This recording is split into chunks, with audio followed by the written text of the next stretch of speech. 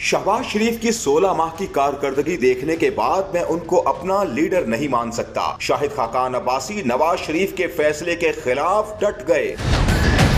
एक निजी चैनल के प्रोग्राम में गुफ्तगू करते हुए मुस्लिम लीग नून के सीनियर रहनुमा और साबिक वजीर आजम शाहिद खाकान अब्बासी का कहना था कि मेरे लीडर नवाज शरीफ हैं। मैं मरियम नवाज और शहबाज शरीफ को अपना लीडर नहीं मानता। सवाल किया गया कि यानी आप नवाज शरीफ के फैसले को नहीं मानते क्योंकि मरियम नवाज को पार्टी का नायब सदर और शहबाज शरीफ को पार्टी का सदर बनाने का फैसला नवाज शरीफ का था। जवाब में साबिक वजीर आजम शाहिद खाकान अब्बासी ने कहा, मैं ये नहीं कह रहा कि मरियम नवाज और शहबाज शरीफ को ये ओहदे नहीं मिलने चाहिए थे, मैं बस उनको अपना लीडर नहीं मान सकता।